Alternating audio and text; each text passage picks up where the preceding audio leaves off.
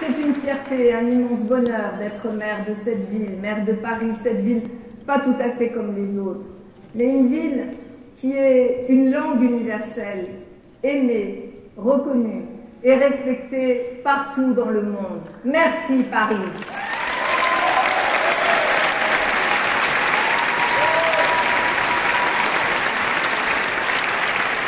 J'aime d'ailleurs associer Victor Hugo et Aimé Césaire, ces deux grandes figures françaises qui aimaient passionnément Paris. Cet universel qu'Aimé Césaire magnifiait par ces mots: « Chez moi, il n'y a pas d'emprisonnement dans une identité.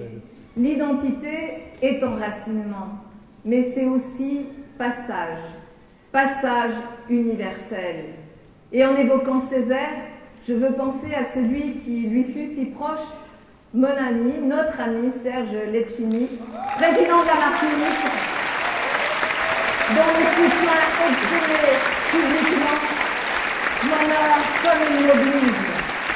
Et je veux penser aux Outre-mer qui comptent tant pour Paris comme pour la France et qui portent notre avenir et doivent retrouver la considération de la République. Mes chers amis,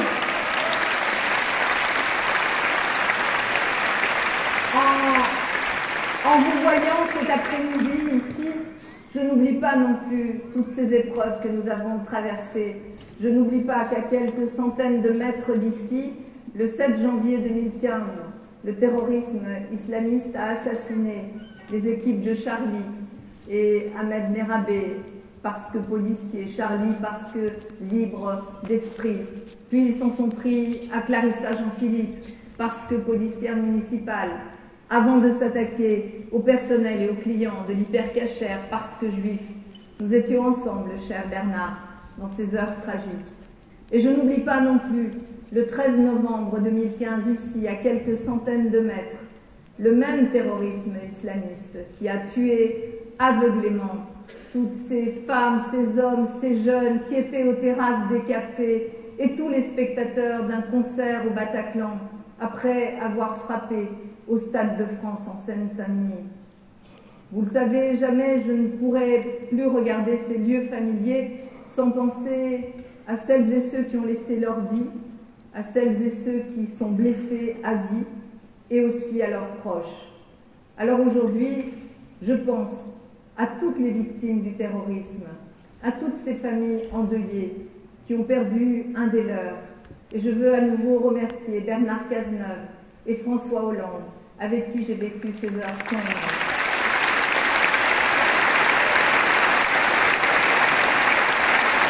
Merci. Merci à ce moment-là d'avoir veillé et placé au-dessus de tout la cohésion de notre pays, alors qu'il aurait pu se fracturer. Et dans nos regards qui s'échangeaient à ce moment-là sur place, j'ai ressenti comme jamais ce que c'était que d'exercer des responsabilités, mais aussi d'être lié par des valeurs communes et par la confiance que créent ces valeurs communes. Merci à nouveau à toi. Ici, les terroristes ont voulu défier ce qu'ils détestent le plus, la liberté de créer. Chère Valérie, toi qui es réalisatrice, actrice, en fait une poétesse du cinéma, ils ont voulu tuer cela. Ils ont voulu tuer cette liberté d'écrire, de dessiner. Ils ont voulu tuer la laïcité, la vie cosmopolite, généreuse et bruyante de Paris. Et dans ces quartiers où cohabitent toutes les langues, toutes les cultures, tous les âges, où chacun, bien sûr, est libre de mener la vie qu'il souhaite et de la partager avec qui il l'entend, ils ont cherché à nous interdire d'échanger, de vibrer, de s'amuser, de faire la fête dans l'insouciance, bref, tout simplement de vivre et d'être heureux de vivre. C'est ce qu'ils ont voulu abattre, c'est bel et bien notre liberté. Et je n'oublierai jamais non plus cet immense élan de solidarité qui s'est levé partout dans le monde, en solidarité avec Paris et avec la France. Merci, nous sommes là, debout, cette république laïque, sociale, à laquelle nous croyons et nous pouvons être fiers d'avoir tenu et fait tenir ce pays dans ces moments tragiques.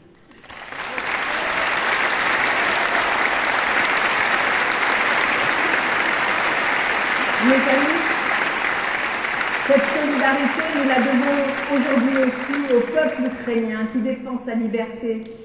Oui, si la France est aimée et soutenue, quand elle est attaquée, c'est bien sûr parce qu'elle défend la liberté partout.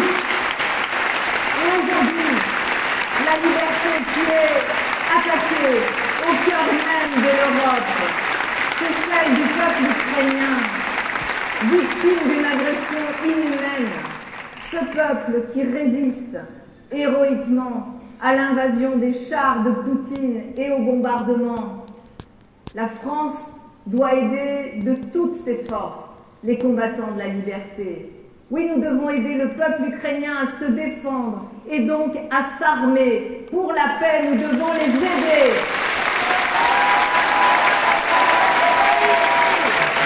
Oui, nous devons organiser l'accueil de ces familles, des femmes et des enfants pour l'essentiel, chassés de leur pays par la guerre. Oui, nous devons renforcer encore les sanctions économiques qui peuvent affaiblir l'offensive du dictateur et le ramener à la raison et à la négociation.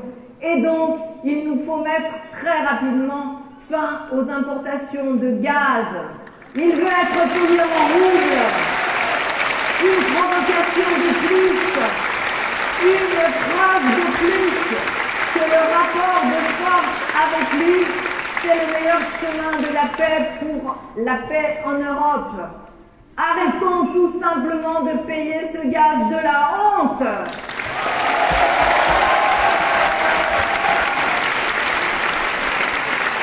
Et que dire quand un grand groupe comme Total défie l'État français, l'Union européenne? Nous ne pouvons pas l'accepter. Je vous le dis, j'agirai, je vous le dis, pour que cela cesse. Et puis, nous devons soutenir aussi les efforts de l'Alliance Atlantique, comme ceux de l'Union européenne, en faveur d'une paix qui préserve la souveraineté de l'Ukraine et la liberté de son peuple à décider de son destin européen. C'est la vocation de la France de lutter avec énergie et réalisme pour la liberté et la paix en Europe. Et cette vocation, je la porterai haut et fort par la diplomatie et par le maintien, bien sûr, d'une force de dissuasion crédible. C'est le devoir, à l'avenir, de renforcer l'Europe pour assurer son indépendance et sa défense face à toutes ces menaces d'empire agressif. Et ce devoir, je le servirai en construisant l'Europe de la défense, mais aussi l'Europe de l'énergie et l'Europe de la solidarité, parce que nous le savons désormais, les guerres prospèrent sur l'épuisement des ressources vitales, mais aussi sur le creusement des inégalités sociales. Et de Léon Blum à François Mitterrand, de Jacques Delors à Lionel Jospin et François Hollande, les socialistes français ont toujours œuvré pour l'Europe, pour son indépendance et pour sa cohésion.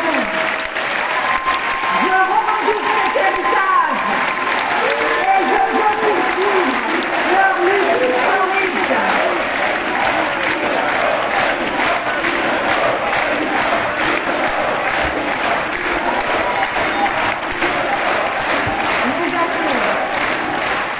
Mes amis,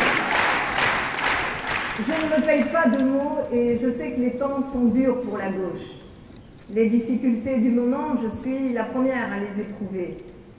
J'ai l'habitude, c'est vrai, d'affronter les difficultés parce que jamais rien ne m'a été donné facilement, de ma naissance en Espagne, au quartier de la Duchère à Lyon, et puis dans mes études et mon travail d'inspectrice du travail pour défendre les droits des salariés. Je sais ce que c'est pour un responsable politique d'affronter des lobbies qui viennent dans votre bureau, vous menacer de vous faire battre, vous disent-ils les yeux dans les yeux, parce que vous prenez des mesures contre le diesel et que vous créez des pistes cyclables et des berges piétonnes. Je sais. Je sais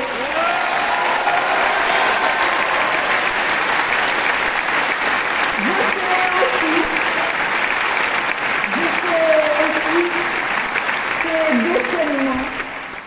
appelle ça du bashing, qui s'abattent sur celles et ceux, surtout d'ailleurs sur celles qui se battent pour les plus démunis, pour leurs convictions, surtout quand elles ne viennent pas du monde des soi-disant sachants, issus des mêmes écoles, souvent héritiers. Mais comme vous, je me bats, parce que notre idéal mérite qu'on change le réel. Comme disait le grand Jaurès, parce que nous puisons au fond de l'histoire de notre pays et de la République notre identité politique sans laquelle notre pays ne serait pas le même. Et je le dis à toutes celles et ceux qui doutent, celles et ceux qui rêvent de nous effacer de la scène politique. Ils voudraient en fait que la France républicaine ne soit plus ce qu'elle était, qu'elle ne soit plus ni sociale, ni laïque, ni fraternelle. Eh bien nous voulons simplement la République, qu'elle reste la République, mais nous voulons aussi qu'elle tienne mieux sa promesse de liberté, d'égalité et de fraternité, qu'elle soit juste et qu'elle fasse qu'on relâche les inégalités et les discriminations qui la minent.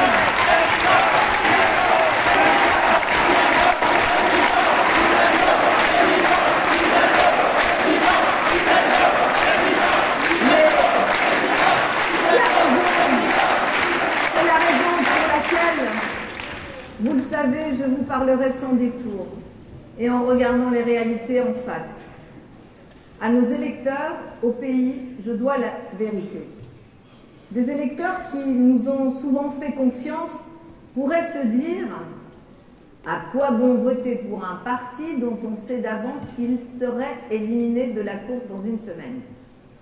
C'est à eux que je voudrais m'adresser maintenant, avec sincérité, avec gravité, mais aussi en ami, qui les a vus s'éloigner, mais qui les estime toujours. Vous qui nous avez soutenus par le passé, vous qui partagez au fond nos valeurs, je vous connais et je vous respecte. Vous êtes peut-être comme le fils ou la fille prodigue de la parabole. Vous nous avez quittés, mais vous êtes de la famille. Vous vous dites, en 2007, j'ai craint un second tour Fillon-Le Pen. J'ai eu peur d'un choix forcé entre droite et extrême droite. J'ai donc voté pour Macron comme un moindre mal. Même si, pour moi, quand même, la fidélité à la gauche devait passer avant tout, mais je peux comprendre. Et cette fois-ci, vous vous dites, peut-être, je n'en sais rien, pourquoi revenir vers une gauche qui, de toute manière, passerait son tour? Alors je vous le dis, avec mon cœur et ma raison. Parce que Macron est de droite. C'est une réalité évidente. Sans vouloir parler pour lui. Et son projet, qui oserait le qualifier de social, il a attiré une grande partie de la droite, déjà, et les autres, ceux qui n'iront pas chez Zemmour, ne manqueront pas de le suivre. Alors, sentez-vous libre, vous n'êtes pas condamnés à choisir entre la droite et l'extrême droite, votez selon votre cœur et la raison de vos convictions. Si vous avez des idées de gauche, si vous êtes soucieux de social, de justice, de solidarité, d'écologie, vous devez le savoir, mais vous le savez. Emmanuel Macron ne vous calcule même pas. Vous l'avez vu à l'œuvre pendant 5 ans. Une fois élu, il a dirigé le pays, comme rarement d'ailleurs dans son histoire. Il devait réduire l'extrême droite, selon ses propres mots, il y a 5 ans. Nous n'en avons pas une, mais 2.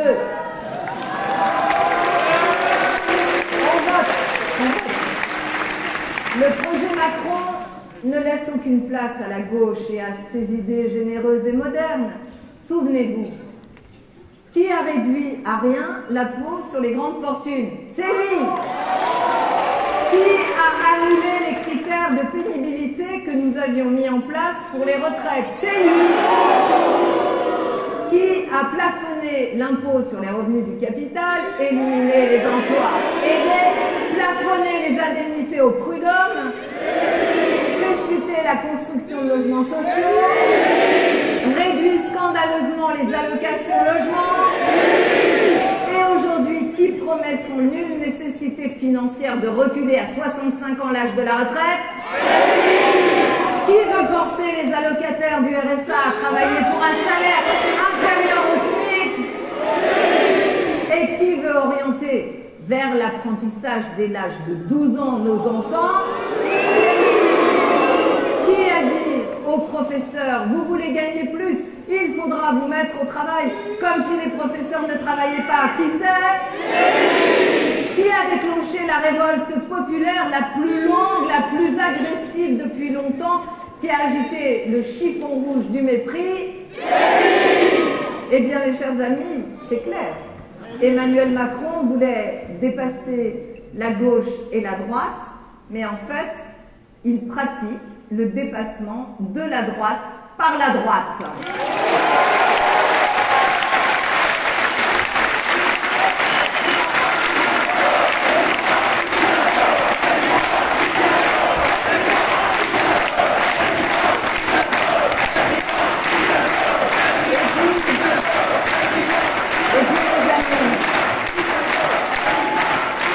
Je parle à ceux qui doutent encore. Mesurez les conséquences de ce vote ou de votre abstention, ce qui reviendrait au même pour notre vie démocratique. On les connaît. Une fois Macron réélu, une fois la gauche républicaine et européenne affaiblie et minorée, resterait face à face une extrême droite dangereuse et haineuse et un parti des élites dominant la vie politique et au service d'un homme décidant seul, presque seul avec ses amis de McKinsey, décidant de tout.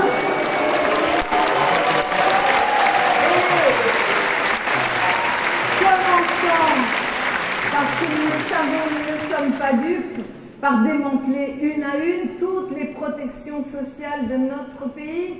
Est-ce cela que nous voulons?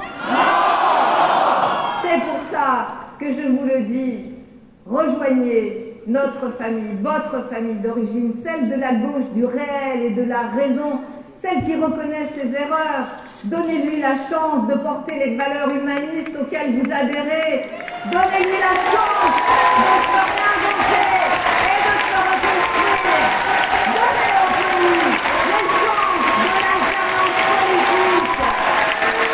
Donnez la chance de revenir à l'essence même de la démocratie. La démocratie qui repose sur un débat loyal et rationnel entre majorité et opposition.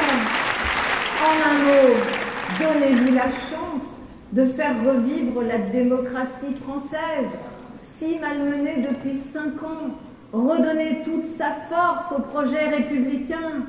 Alors, mes amis, d'autres diront, dans les sondages, toujours eux d'ailleurs, Jean-Luc Mélenchon est en tête, alors votons sur la base de cette arithmétique sondagière, même si ce n'est pas notre choix spontané. Là aussi, je leur dis, mesurez les conséquences de cette décision. Dans l'immédiat, vous voterez pour un candidat qui refuse d'aider les Ukrainiens. Non, on vote. Un candidat qui a déclaré que le danger en Europe centrale venait de l'Ouest quand l'agression se profilait à l'Est, ce qui prouve bien qu'il a perdu le Nord. Un candidat qui veut sortir de l'alliance des démocraties alors que la menace des empires agressifs est de plus en plus grande, qui récuse les traités signés par la France, se prépare d'ailleurs, sans le dire, à rompre avec l'Union européenne, quand seule l'unité de cette Europe peut assurer les coopérations nécessaires au redressement économique et sauver la paix. Un candidat qui ménage Poutine et qui soutient Maduro. Un candidat qui fait la leçon à la gauche au nom du vote utile, mais qui a refusé en 2017 de choisir entre Macron et Le Pen. Où sont les valeurs femme de gauche républicaine, forte de cette boussole, jamais je n'hésiterai face à l'extrême droite. Je sais où je serai.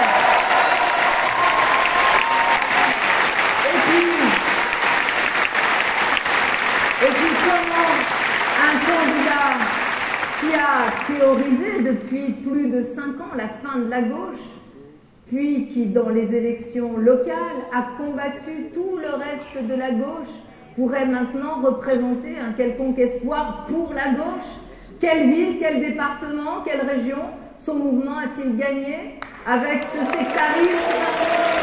Quelle amélioration concrète de la vie des gens peut-il revendiquer? Aucune. Mélenchon, c'est l'impasse. Vous, électeurs de gauche, vous qui hésitez encore, pour qui voter, ou même aller voter, posez-vous une seule question. Quelle est la France que vous voulez? C'est la seule question qui vaille. C'est la seule question.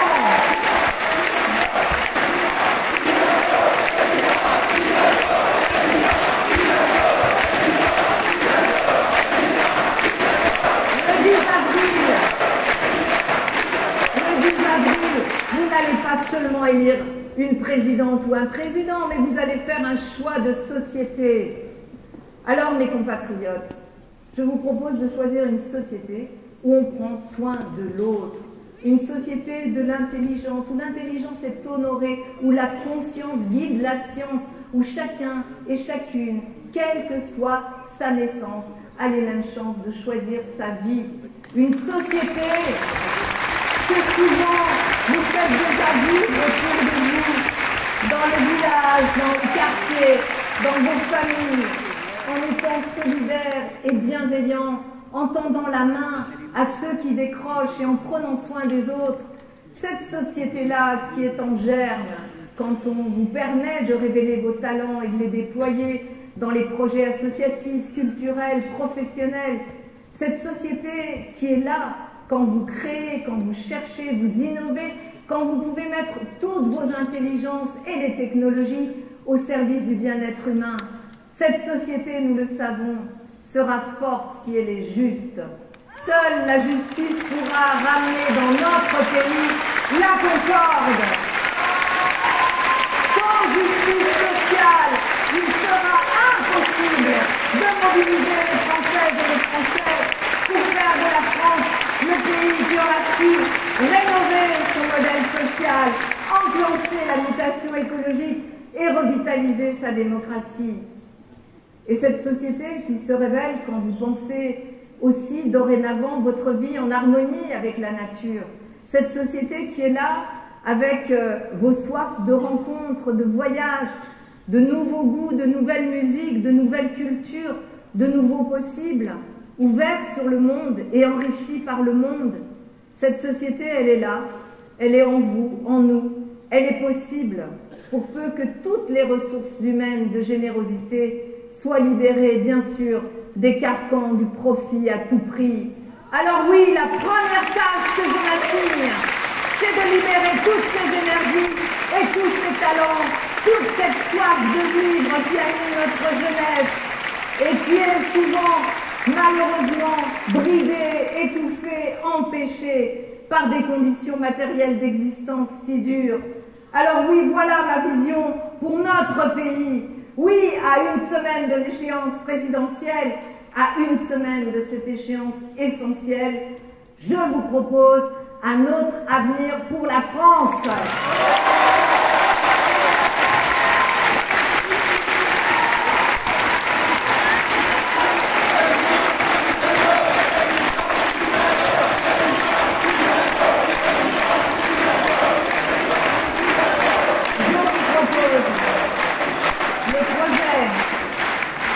D'une république sociale, européenne, laïque et écologique. Et je le crois de tout mon cœur. Notre belle France mérite mieux. Elle mérite de changer d'avenir. Et changer d'avenir, c'est d'abord croire en notre jeunesse et lui donner les moyens de réussir, de s'épanouir, de participer à la construction d'une société meilleure.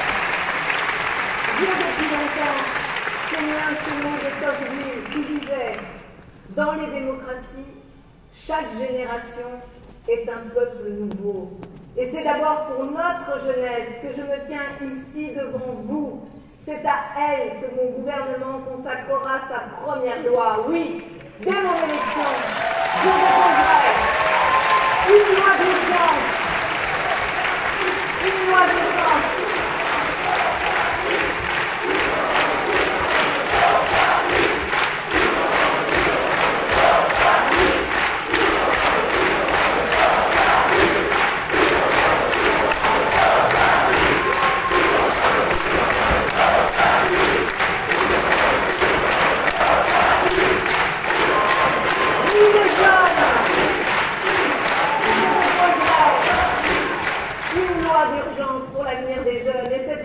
Ordonnera la gratuité des transports du quotidien pour les moins de 26 ans. Elle supprimera les droits d'inscription dans toutes les universités et pour toutes les formations initiales.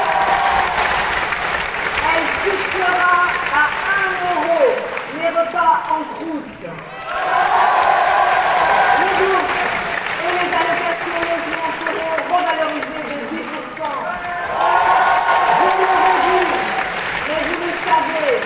J'annulerai cette sélection par algorithme qui inflige à nos jeunes l'anxiété d'une sélection impersonnelle par Parcoursup de 6 000 Je mettrai en place sur pied une orientation digne de ce nom fondée sur un accompagnement personnalisé des élèves et sur le mentorat. Et j'augmenterai les places dans l'enseignement supérieur. Je généraliserai la possibilité de se former dans des cursus en alternance en apportant une rémunération et en adaptant les temps scolaires. Et pour les aider à financer leurs projets professionnels et personnels, les jeunes recevront une donation publique de l'État de 5 000 € à l'entrée dans l'âge adulte. Les jeunes, ceux qui sont le plus touchés par la pauvreté et qui sont aujourd'hui exclus des minima sociaux. Dans un grand pays comme la France, je ne peux l'accepter. Je créerai un minimum jeunesse qui sera ouvert à tous les jeunes de plus de 18 ans, sous condition de ressources, comme c'est déjà le cas dans 23 des 27 pays de l'Union européenne. Et ce droit sera bien sûr assorti d'un accompagnement garanti vers l'emploi, la qualification et l'autonomie. Changer d'avenir. Les jeunes, ils ont besoin d'une planète dans laquelle ils puissent vivre. Alors changer d'avenir, c'est aussi affronter dans la justice cette grande affaire du siècle, le changement climatique, comme nous le rappelle Jean Zizek. Cher Jean, bravo à toi.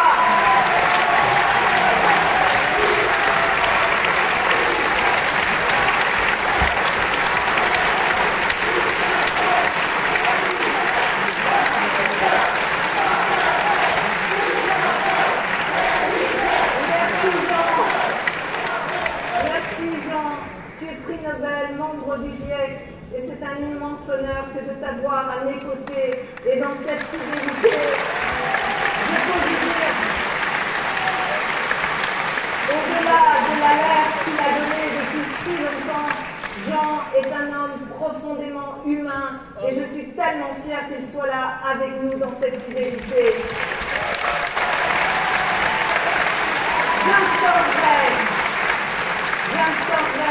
un impôt sur la fortune dédié à la transition énergétique en mettant à contribution les plus nantis. Ils sont aussi les premiers pollueurs. Alors je créerai un tiers payant pour le logement et un leasing social pour les véhicules électriques pour que chacune et chacun puisse participer sans obstacle financier à la transition écologique.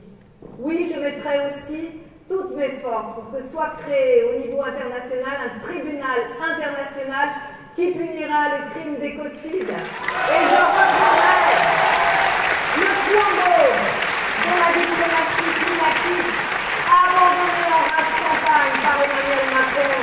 Je le reprendrai.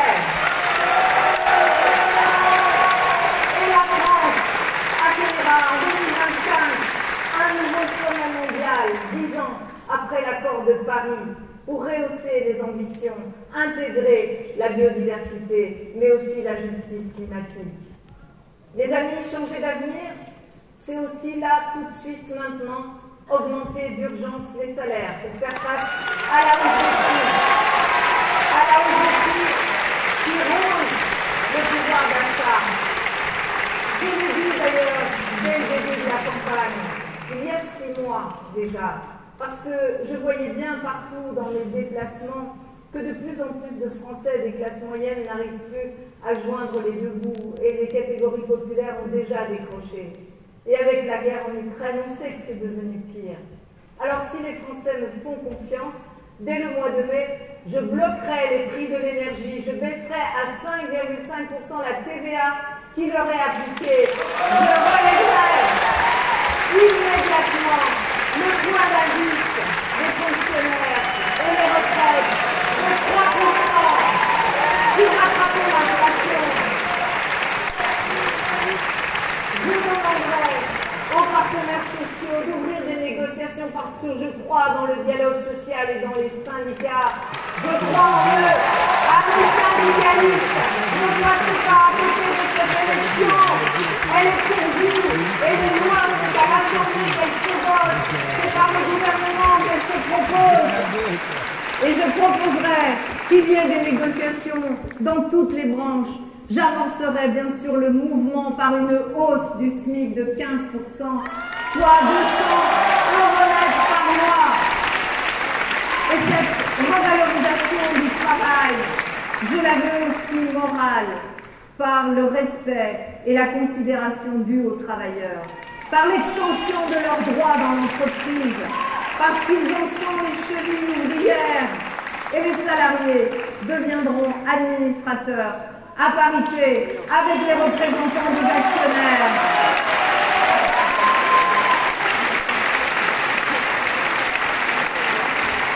Revaloriser le travail, c'est assurer un avenir au travail, c'est créer des emplois de demain. Et nous lancerons 4 odyssées industrielles, cher Boris, dans ces secteurs, la santé, les énergies renouvelables, le numérique et les mobilités. Et nous agirons partout avec les présidents de région pour la relocalisation des activités sur notre sol, dans notre pays.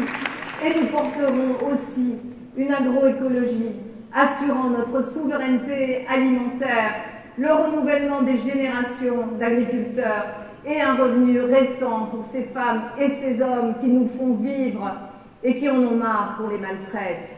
Changer d'avenir, je vous le dis, c'est aussi protéger la retraite des travailleurs. La retraite à 65 ans d'Emmanuel Macron, c'est le sacrifice des classes populaires. Et ce sacrifice, nous nous y opposons de toutes nos forces.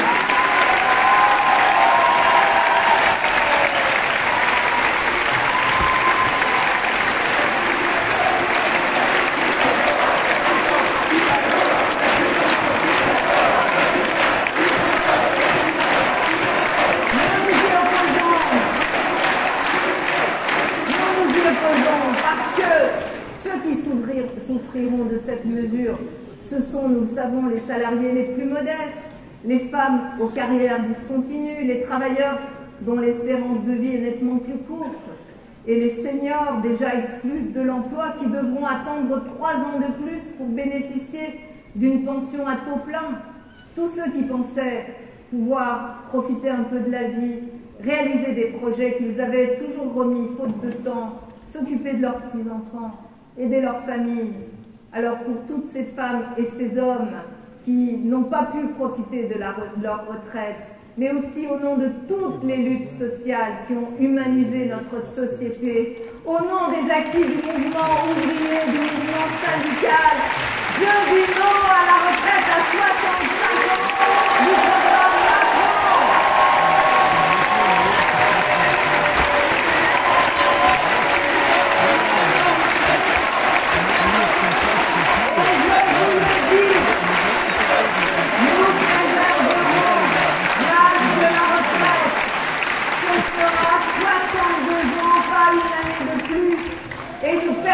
le départ avant, à 59 ans, à 60 ans ou à 61 ans, pour ceux qui ont exercé des métiers pénibles, en ajoutant ces critères de pénibilité, la prise en compte de l'exposition aux produits chimiques, les vibrations, il n'y a pas de dessin à faire quand on voit quelqu'un derrière un marteau-piqueur, le port des charges lourdes, là aussi pas de dessin à faire. Je pense à toutes ces aides-soignants qui travaillent dans les EHPAD, ou encore toutes ces postures usantes que nous connaissons. Eh bien, nous les réintégrerons pour qu'ils puissent partir avant l'âge de 62 ans. Et nous fixerons aussi, parce que le niveau des pensions, c'est important, un minimum contributif à 1 200 € net. Et comme je l'ai annoncé la semaine dernière dans l'Aude, je porterai la retraite agricole minimale à 85% du SMIC net. Je l'ouvrirai aux conjoints, c'est-à-dire aux agricultrices qui ont bossé toute leur vie et qui ont des retraites de misère aujourd'hui. Mes amis, changer d'avenir, c'est aussi investir dans l'école et au premier chef dans le travail des professeurs qui sont les hussards de la République. Bravo à vous! Vous êtes les formateurs de l'esprit civique sans lequel il n'y a pas une société unie. Je leur permettrai de développer des pédagogies ouvertes et inclusives pour accueillir tous les enfants, y compris les enfants en situation de handicap. Ils doivent être là avec les autres enfants. Les professeurs, je revaloriserai leur salaire, ce salaire des enseignants, en commençant par les professeurs des écoles qui débuteront désormais comme les cadres, parce que ce sont des cadres, à 2 350 € net. De même, notre pays doit savoir que devant toutes les menaces de tous les intégrismes, nous ferons respecter sans faiblesse les principes de notre laïcité, qui est une loi de tolérance et de liberté religieuse, qui protège la neutralité de l'État et l'intégrité des programmes scolaires. Et ça ne peut pas être simplement une discussion dans la salle des maîtres, cette question de la laïcité à l'école. C'est la protection de la République au plus haut niveau qui doit s'appliquer. Je le ferai.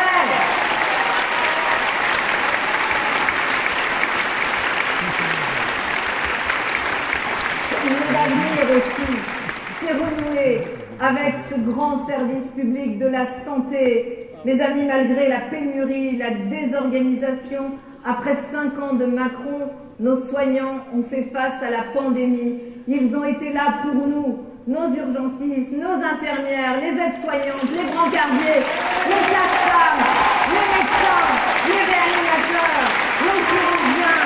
Nous pouvons les applaudir encore. Bravo à eux. Bravo. Mais j'organiserai, au-delà de nos applaudissements et de notre gratitude, j'organiserai le retour de l'hôpital au cœur du système de santé, où les gens passeront avant l'argent et nous serons débarrassés de la logique de l'entreprise, de l'hôpital-entreprise qui a fait tant de mal, où les objectifs de santé et la prévention remplaceront tous ces carcans comptables. Et puis je m'attaquerai aussi, enfin, je l'ai vu partout en France, à ce scandale des déserts médicaux. Et les jeunes médecins en formation viendront exercer dans ces déserts médicaux. Bien sûr, nous les accompagnerons.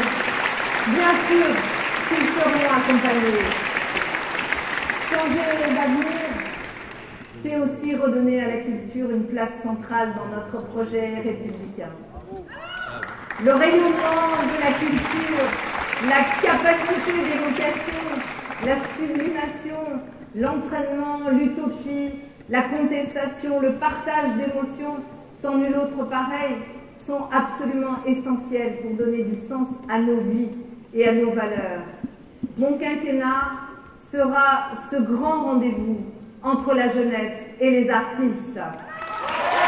culture, ce n'est pas un supplément d'âme, c'est notre âme, c'est l'âme de la France républicaine.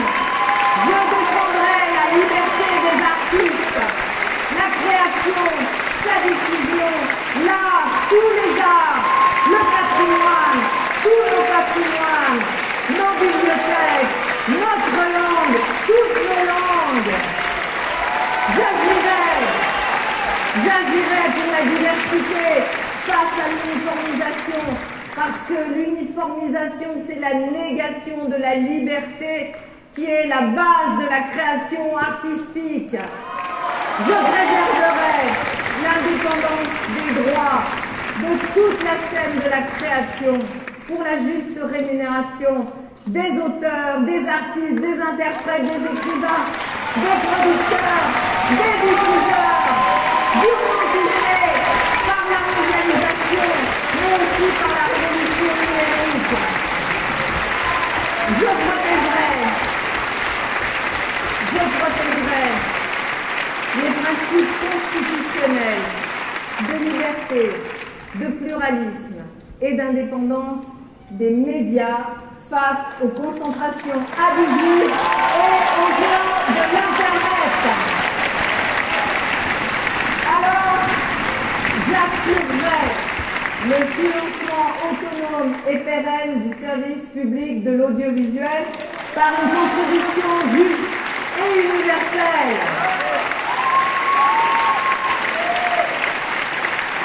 Mes amis, changer d'avenir, c'est instaurer enfin l'égalité entre les femmes et les hommes. C'est que soyons fin à cette inégalité qui configure notre idéal de justice.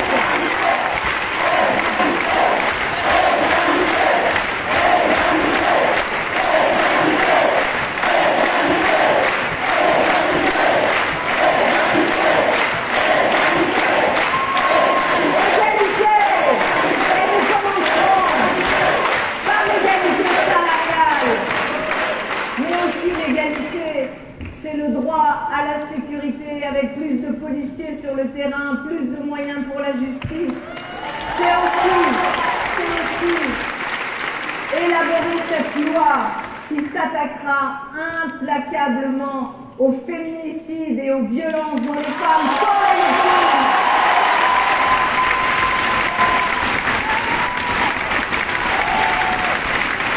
L'égalité et changer d'avenir, c'est aussi lutter énergiquement contre le cyberharcèlement qui frappe tant d'adolescents et d'adolescentes.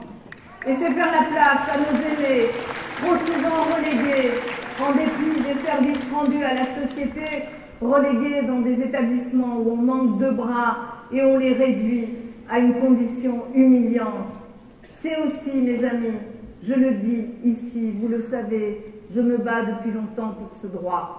C'est le droit à chacun, quand il est accablé par un mal inexorable et très douloureux. Cher Noël, tu défends ce droit avec beaucoup d'énergie aussi depuis longtemps, de bénéficier de soins palliatifs accessibles, bien sûr en nombre suffisant, et d'exercer dans l'humanité sa dernière liberté, celle de vivre dans la dignité.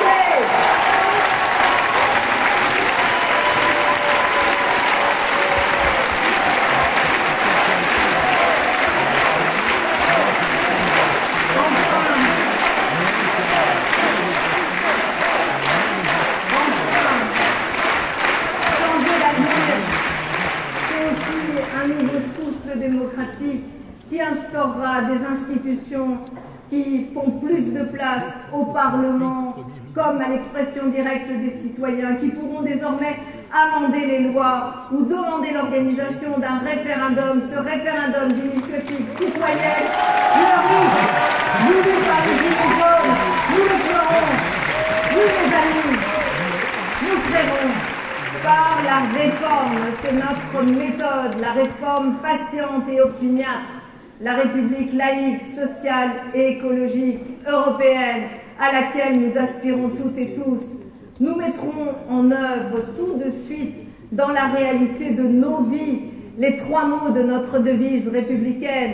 La liberté pour chacune et chacun, l'égalité pour chacune et chacun, et la fraternité pour toutes et tous.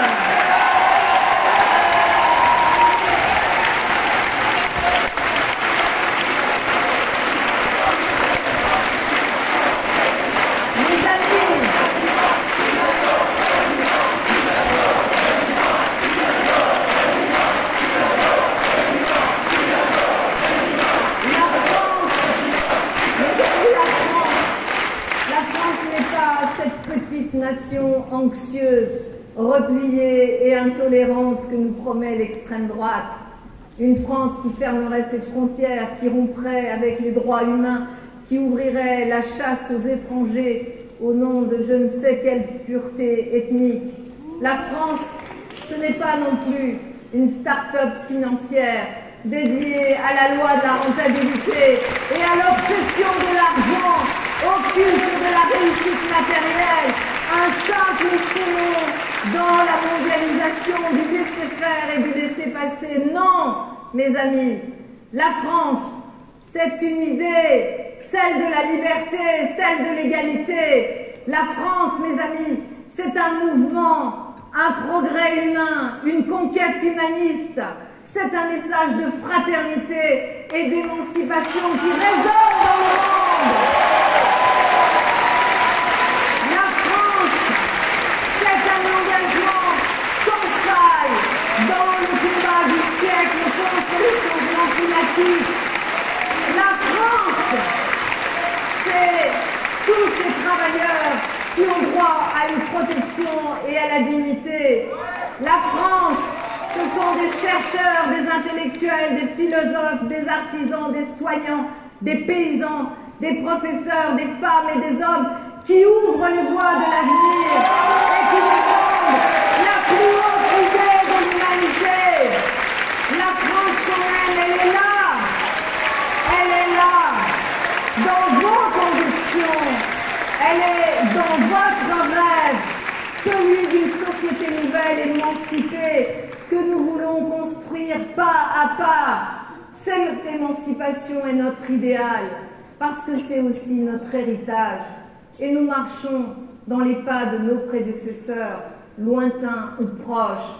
Car, en fait, qui a créé l'école de la République?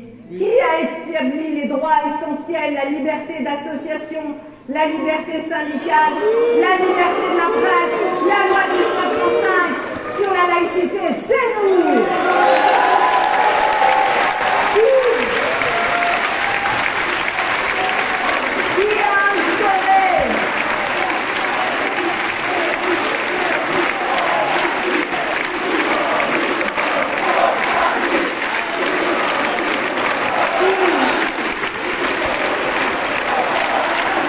Qui a instauré les congés payés en 1936, la section syndicale d'entreprise? C'est nous!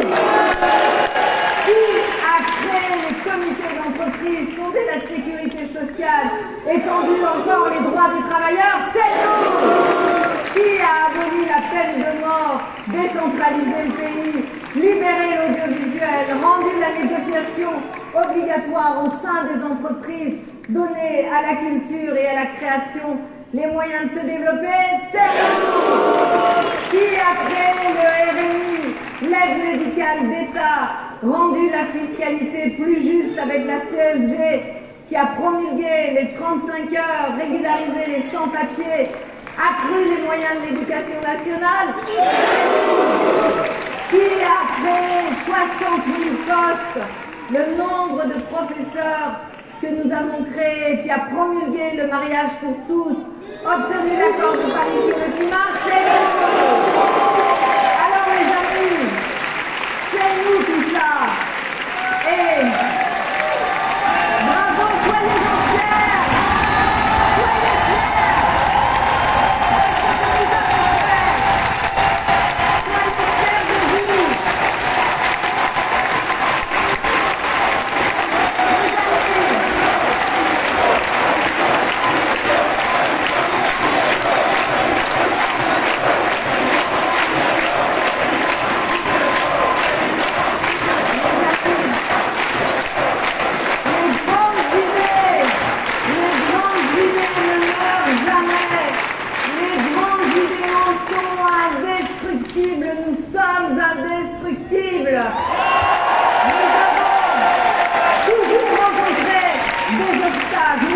subi des défaites, essuyé des revers, éprouvé des déceptions, mais toujours nous avons continué notre chemin, constant, opiniâtre et confiant, comme nous le ferons à l'avenir, quoi qu'il arrive. Ayez confiance en vous, soyez fiers. Dans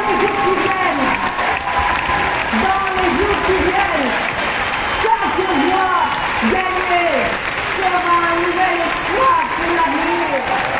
Chaque citoyenne, chaque citoyen que vous convaincrez rendra ses chances à la justice sociale et à la justice climatique.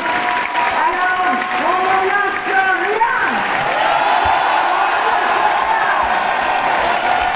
Mes chers compatriotes, il nous reste 7 jours pour décider de l'avenir de la France, 7 jours pour faire vivre la grande idée de la justice, 7 jours pour redonner de l'espoir à la jeunesse, changer nos vies, nous l'avons fait, nous pouvons le refaire. Ensemble, nous pouvons construire la nation de nos rêves. Ensemble, nous pouvons changer d'avenir. Alors, vive la République et vive la France!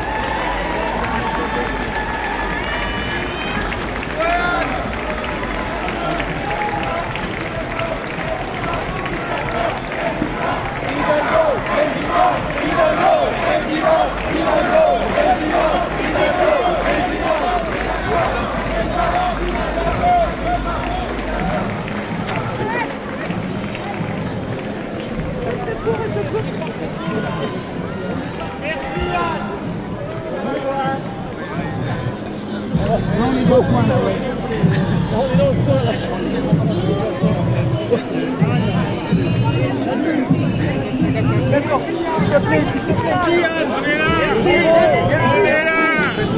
On est là. Ça va Serge, ça va. Merci d'être là. Merci.